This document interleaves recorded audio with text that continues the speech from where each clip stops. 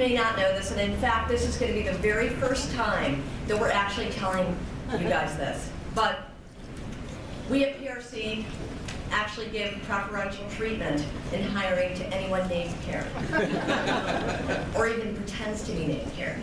And in fact, I just found out recently that every one of our staff people has changed their middle name to Karen in order to be part of this policy. And Karen Hander, when you want to leave home, they'll say, you're here. Anyway, speaking of jobs, I think that I have the best job of this conference, and that is because I get to introduce not a Karen, but a Phyllis, and a great one at that. So ladies and gentlemen, it gives me great pleasure to introduce the one and only Phyllis Borzi. Phyllis is the Assistant Secretary of Labor of the Employee Benefits Security Administration, better known as ERISA, at the Department of Labor. And I'm sure that just about every one of you knows her very well. But for the few of you who may not know everything about Phyllis, I'm going to tell you a little bit about her, and there's also a great biography of her in our packets. First, in her role as Assistant Secretary of Labor, Phyllis is the guardian of close to 708,000 private retirement plans. That's not even to mention the 2 million health plans that she also oversees. And somehow Phyllis still finds the time to come here today and talk to us, and we're very, very grateful for that, so thank you, Phyllis. Before heading to ERISA, Phyllis was a research professor at George Washington University School of Public Health, was of counsel to the law firm of O'Donoghue and O'Donoghue, and for many years, and we've known her all this time, was the Pension and Employee Benefits Council on the House Labor and Education Committee on Capitol Hill. Here's the thing. To us, Phyllis represents what this conference is all about. An equal balance between plan side and participant side advocacy, with a deep and passionate commitment to the law, making it work as efficiently and as effectively as possible for every stakeholder in the system. Phyllis not only has an encyclopedic knowledge of the law and an amazing grasp of every retirement policy issue, and I mean everyone, known to heaven, but as you'll see, she's also very funny and a fabulous speaker. And once you hear her, I guarantee that every single person in this room is going to want to change your name to Phyllis. Thank you. Phyllis Borzi.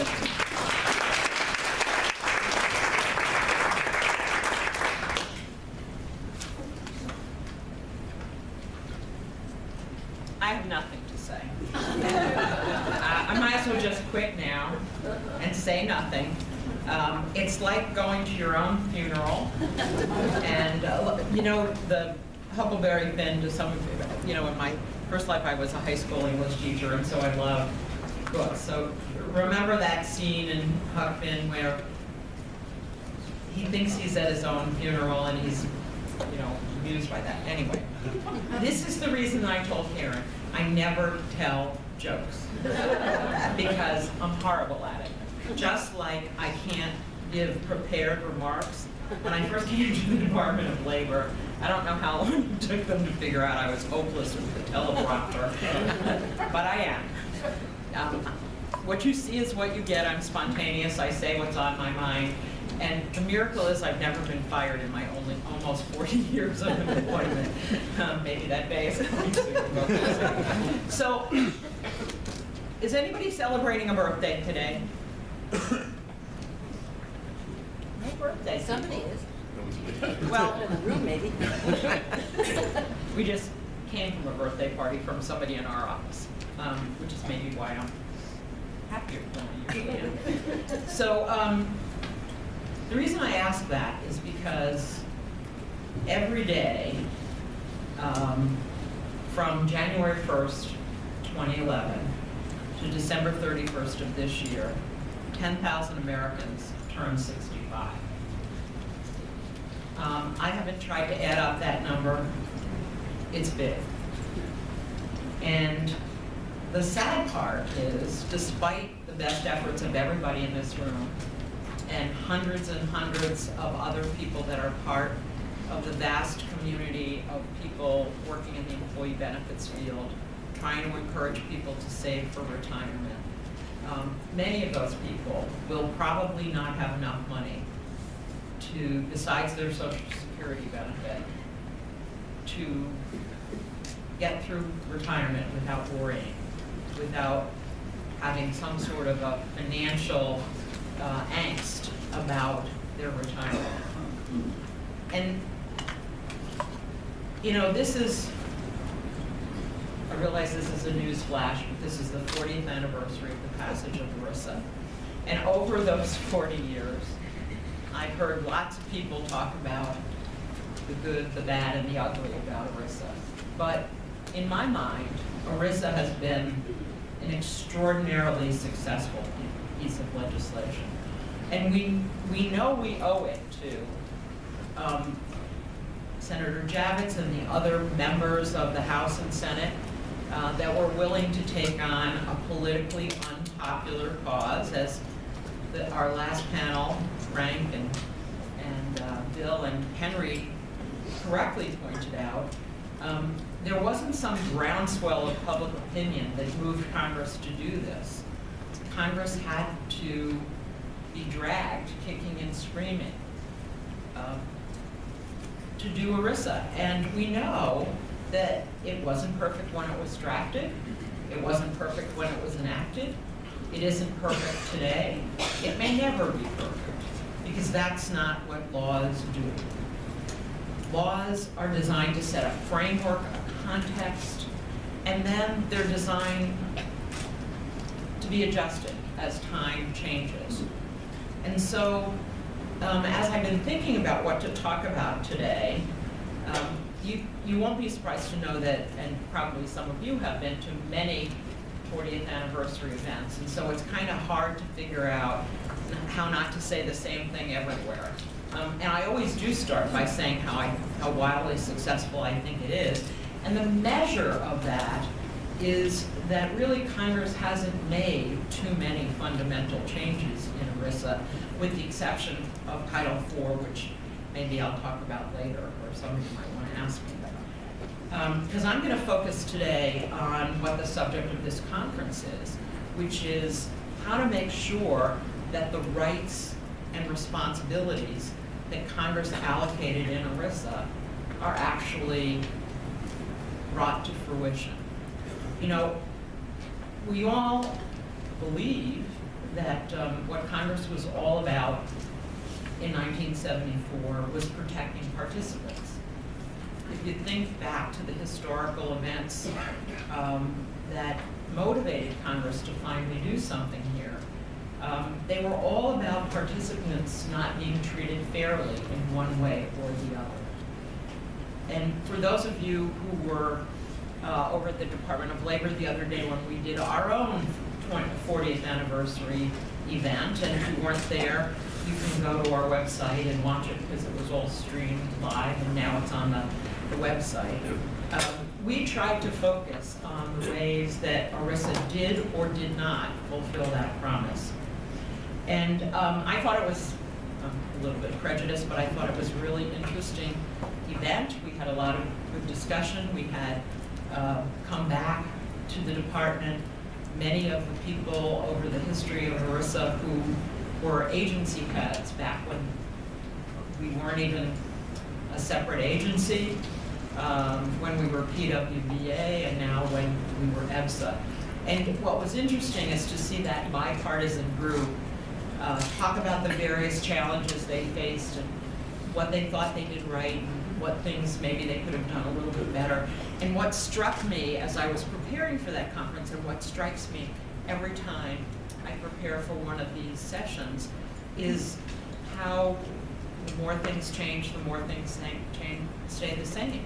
The issues that the former heads of the DOL agency focused on are the same issues that we face today.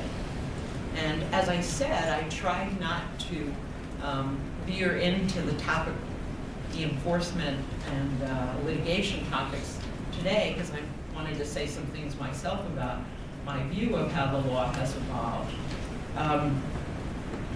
But program was over, I received an email from our friend and colleague, former employee benefit lawyer, now woodworker par excellence, Steve Sacker, who said that he was struck by the discussion because, with the exception of one thing, which unfortunately he didn't identify for me, every single issue that everybody discussed was talked about, thought about, discussed and debated by the people who were working, both the staff and the members who were working on ERISA.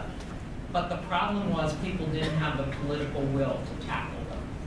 And I might add as a footnote, my own observation is they're not easy issues to tackle. So even if there were the political will, it's not entirely clear to me what the right answer would have been. So I thought it was quite interesting to see, and we had 7 former agency heads, 3 in Democratic administration, 4 in Democratic administrations, 3 in Republican administrations, and there was remarkable bipartisan consensus. And so when I went home, I was thinking, you know, if there's that much consensus over what needs to be done, why is it that we can't do it? And so the answer I've come to is there may be consensus up here at the high levels, but as you begin to drill down, there's very little consensus, or at least not enough consensus to move forward on some of these issues. But I'm the internal optimist. I always describe myself as the half-full girl, not the half-empty girl. And so I think that we'll come to a point that maybe we can figure out at least some pathway forward on some of these issues. But in the meantime, I think it's interesting. I came early because I wanted to hear some of the panels, and I'm going to stay, I hope, if I don't keep you hopelessly off schedule, to hear the next panel. Because, you know, it seems to me as a policymaker, and many of you in the audience have at some point of your career, and maybe even now, have been in policy-making positions. As a policymaker, there are really only 3 tools we have to effectuate change: legislation, regulation, litigation. What we know is that the legislative process appears to be, oh, I don't know, pick a word, dysfunctional, non-functional. And it makes me very sad, because in the 16 years I worked on Capitol Hill, there was no shortage of partisan views. People were just as partisan as they were today. But what seems to be missing is a willingness to actually work together, find areas of compromise, and move forward on things you agree with, rather than find divisive issues that will keep you apart. So, but we do have legislation as a tool for change.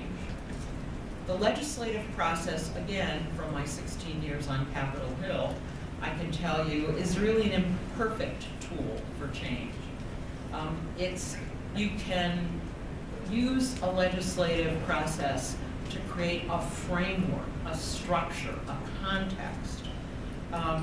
But it's not very well suited to drill down into any of the details.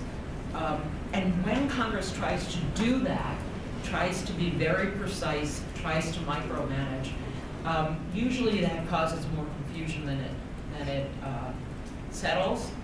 Because the reason they have done that is because one person, or maybe 2 or 3 people, have one specific narrow area they want addressed. And so what they do is they put in a provision that's very narrow, very tailored, and yet completely ignores the rest of the structure of the law. And oftentimes, and this particularly is a problem, I think, in complicated bills like reconciliation bills and tax bills, where there are lots of issues, not one thematic set of provisions. So you've got provisions that don't seem to fit with everything else. In fact, maybe completely opposite of everything else. And the example I cite here, the most recent example, I could cite a million of them, is the Affordable Care Act. where there are bits and pieces in that bill, provisions that don't work. And they don't work because the statutory language constrains the second set of policymakers, the regulators. But I'm going to come to them last because that's me. And I surely want to say good things about me. So the second way that you can effectuate change is through litigation. And as I always said to my students, my apologies to all the lawyers in the room, all the litigators in the room, which seem to be the overwhelming number of people here, what I used to say to my students is litigation at best is a blunt instrument. Litigation generally occurs because of a terrible failure of communication. Often it starts because there's a small miscommunication, and then as the sides dig in, there's very little opportunity for each to see each other's point of view.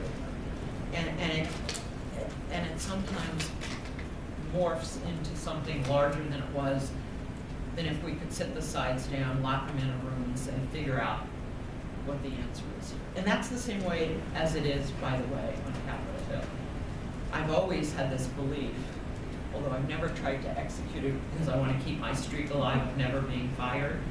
I've always had this view that if we could take these policymakers, because generally they're people of immense goodwill, they really want to do something that's right, and just lock them in a room, take all the lobbyists away from them, and just make them hammer out a deal that could work. But litigation, as an agent of change, is a very blunt instrument because it focuses usually on some narrow issue. Now, the issue might have very broad ramifications, but it's usually a few words in a plan document, maybe some words in the statute. I don't think I see my old friend Peter Terza here, but Peter and I used to laugh about when he was on the Senate side and I was a rookie on the House side, about the fact that there was an entire set of litigation around the placement of a comma. It was in New York, Senator Javits was still alive, and he was determined that this set of people were going to get benefits. But because of an error, and truly that's what it was, the congressional record, whoever published the congressional record, stuck a comma in the middle of a Javits statement. Wasn't in there in the draft that Peter prepared for Senator Javits. But this comma, there was a whole set of litigation around the placement of this comma. And the ultimate result was the group of participants that Senator Javits was trying to help did not get their benefits. Serendipitous. Who could have thought the mistaken placement of a comma by some bureaucrat in the bowels of the government printing office or wherever they printed the Federal Register, I mean the congressional record at that time. So litigation typically is over a specific set of words around a claim. But litigation has a very important purpose, even though it's a blunt instrument for change generally. And the purpose of litigation, in my mind, is to help us identify, to help policymakers identify the gaps in the statute. I used to think, given my master's in English, my many years as a high school English teacher, that I wrote very clearly, that I tried to avoid. I'm a big fan of simple declarative sentences, even though my staff doesn't seem to be. Share that view. They all think they're working for the IRS, and the goal is to make something as obtuse and non-transparent as possible. 47 knots in a clause so that you have no idea at the end what you're talking about. But I'm like that, a fan of simple declarative sentences. And I used to think, both when I worked on Capitol Hill and in private practice and now at the Labor Department, that I had the ability to express myself clearly. How wrong I am. Because people see ambiguity everywhere. And so the The important thing to me, when I rely on others, the services, I'm not going to endorse any products here, but you know, I have to read the summaries, and then if something catches my fancy, I'll read the whole case. Whereas before, as a measure of the pathetic nature of my life, I read every case. But I think what I get from these cases is there's ambiguity here. There's a gap here. Not every gap deserves a regulation or a piece of legislation, but it helps crystallize where the work needs to be done by somebody, and maybe it's additional litigation to flesh out the concept. So we've got legislation that seems almost hopeless nowadays. One of the people who I worked for, who was the chairman of the subcommittee of what was then the House Education and Labor Committee, Phil Burton, he used to complain about the legislative gridlock at the time. God knows what he thinks now, but at the time he used to say, we can't even pass a Mother's Day resolution. Well, I don't think we could even get two people to draft a Mother's Day resolution now. So we got legislation, possibility for change, but slim. And we've got litigation, which has a helpful and useful role, but isn't usually a catalyst for major change. And so we're left with our third tool, which is regulation. And what we've seen over these 40 years is a greater reliance on regulation as the way to fill in the gaps. And in some respects, that makes sense, because in neither the legislative process nor in litigation are you able to get a fulsome public debate where all sides have the opportunity to express their views. That doesn't happen on Capitol Hill. That doesn't happen in an individual lawsuit. But because the regulators are required to do notice and consent, public notice and consent, and because typically what we do at the Labor Department is we'll do that through a very open public hearing process, and then having people, anybody who wants to can come in and see us. It always cracks me up, I might add, to see people, groups that I've known for almost 40 years, think that they have to hire some fancy-dancy lobbyist and pay them a lot of money to get an appointment with me. My MO from the days on the Hill is, I work for the taxpayer, so I have to talk to everybody. And you don't need to, my apologies again to the fancy lobbyists here in the room whose clients foolishly pay them a lot of money to come and see me, get an appointment with me, is all you have to do is send me an email. All you have to do is call my secretary, call our office. We'll have an appointment. So we have the ability as regulators to get a lot of public input, because that's really what it takes.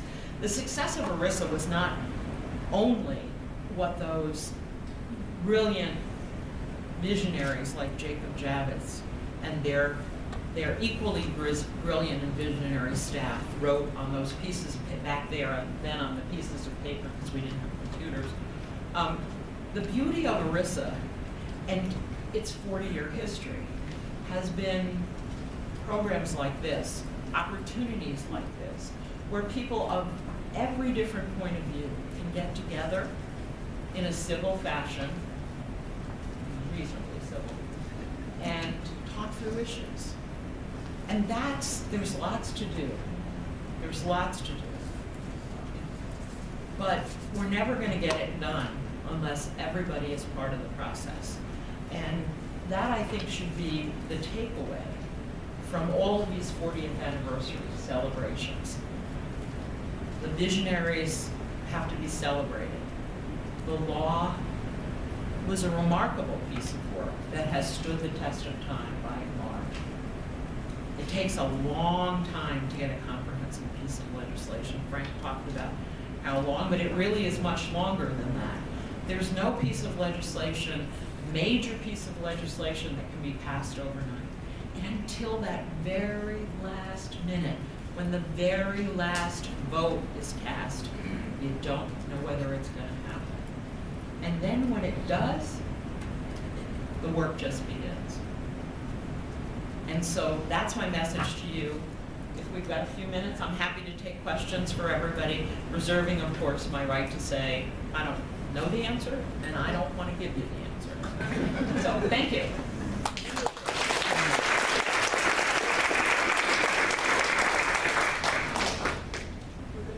So, who's got some questions? I know this isn't a shy group.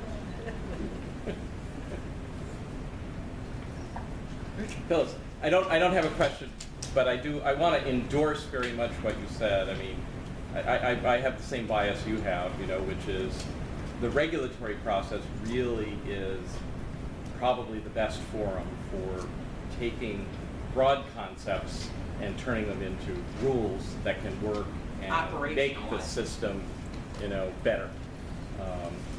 Sometimes it doesn't turn out that way, as you know, but I really want to emphasize that and agree completely with you on that. Thank you. Frank? Phyllis, I know that years ago, when there was a petition to serve from the Ninth Circuit on the Golden Gate case, which involved the preemption of a local law seeking to compel people to have plans. And as I recall, you, in your non-governmental, not wearing your governmental hat, were on the side of non-preemption, and there was this dreams not to take cert, which I remember having a discussion with you. I felt was opening the door to balkanization of our law. Now that you're on the government side, is that still your view that there ought to be more room for state and city and county laws, pay-or-play laws, for example? It's not necessarily medical because that's now, well, maybe medical because it's not connected. But now that it doesn't going to settle on that, where do you stand on state options, state law options to compel people to have a plan? That's a wonderful question. I wish you hadn't asked it. But at the risk of getting fired, I'll give you an answer. This is an issue. Well, as those of you who've known me for a long time know, I have spent, I would say, most of my career defending ERISA preemption. I used to call it on the Hill, keeping my fingers in so many dikes that I didn't have enough fingers, because there has always been this sense that, particularly in the health arena, that ERISA had the broadest preemption, which the Ledge Counsel, Ward Hussey, who was legendary on Capitol Hill as the person who ran the legislative council office and who drafted all of the major legislation, particularly on the tax side. Ward used to call the ERISA preemption provision breathtaking and said never in his whole career of servicing the House and conference committees had he ever seen a provision so broad. So I spent most of my career defending ERISA preemption, and I still believe that the best result is a federal standard applicable across the board. On the other hand, what have we seen? We've seen Congress being unable or unwilling to tackle some of these really important issues, like coverage. And there comes a point where you say, so is it better for the country as a whole to continue to prevent people who want to experiment from doing so with virtually no hope of what the right policy answer is, which is a broad federal standard? So we look at what the states are doing with caution, with skepticism. What I always used to tell my students, and I still tell people all the time, as doesn't matter. As recently as yesterday, I told a senior policymaker who asked me a similar question. Preemption isn't what I say it isn't what you say it is. Preemption is a legal concept. A law is not preempted until a court says it is. And in the Golden Gate case, I approached that with the same skepticism that the state had been able to thread the needle that I always had. However, if states are careful, it is at least theoretically possible that they can avoid the literal language of preemption. Do I think that's the best policy result? The best policy result is to have a federal rule that applies across the board for exactly the reason that multi-state companies don't want to have to comply with a million different rules. My Taft-Hartley clients never wanted to comply with all those rules. On the other hand, this isn't something new. There are many other areas of law in which people have to comply with both federal and multi-state rules. So I think the jury's still out on this one, but I will confess that my own view is evolving, and I am softening in my, but that's what happens when you get old. I forget what I did before, but that's a good question. We'll see if I'm still employed tomorrow by my answer. So what was the Title IV question that you wanted someone to ask you? So We didn't hear the question. she asked about the Title IV. Remember I said I thought one of the measures of success is that Congress did make a lot of changes. So here's my take. It's Phyllis Borzi, Minister without Portfolio, take on Title IV. And I think what I heard on the last panel about the evolution of ERISA sort of supports my Minister without Portfolio view. You know, we all know about the history of ERISA, how it was in conference, they had to wrap up the conference fast in order to produce a bill that could be signed on Labor Day. Maybe that's an urban myth, but that's what I believe. And there were lots of things that were not fully fleshed out.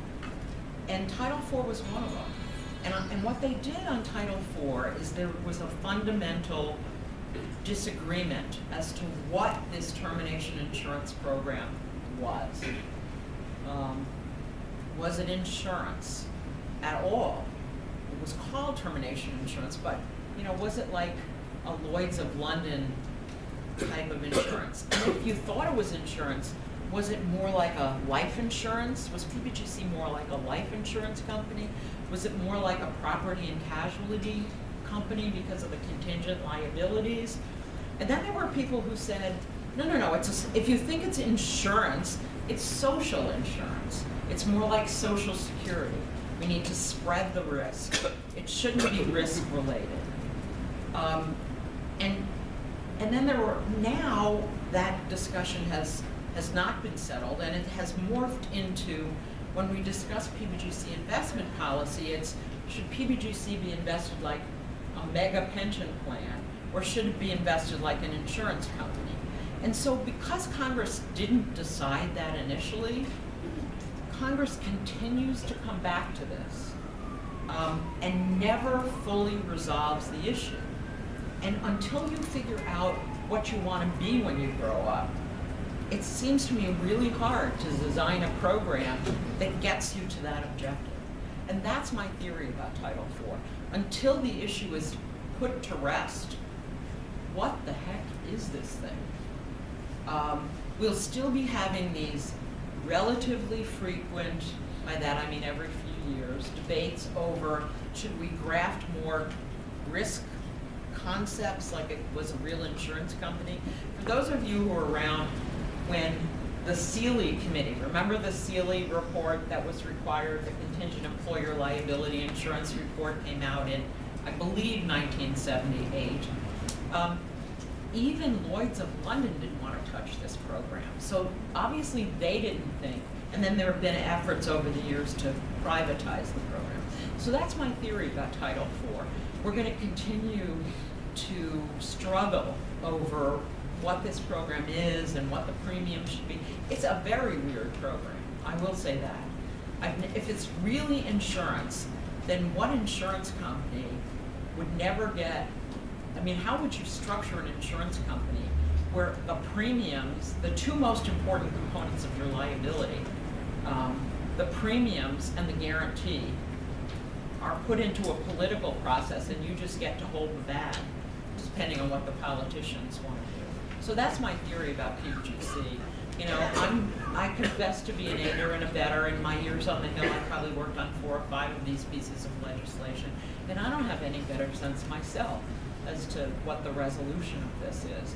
But I think that's the problem, and that's why the Title IV provisions, again, in my humble opinion, continue to be the source of controversy. Maybe the actual drafters can give us an idea of what I mean, am I wrong that this was an unsettled, that the country's just punted? Nobody's answering, so. No, no, you're not wrong. Oh, okay. And you know, I can tell you, we just had, at our last board meeting, September, October, I don't even remember what it is. The days just, again, when you're old, the days just meld into one big day. And then either earlier this week or last week, we had a meeting of the advisory committee and we were talking about these issues. The issues never change. They never go away. When PBGC figures out, and Congress figures out what they want PBGC to be when it grows up, maybe we'll have a better answer.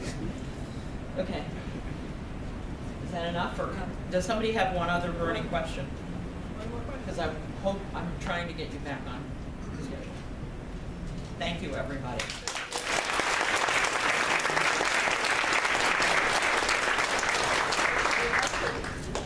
We're a little bit early, but we might want to just go ahead.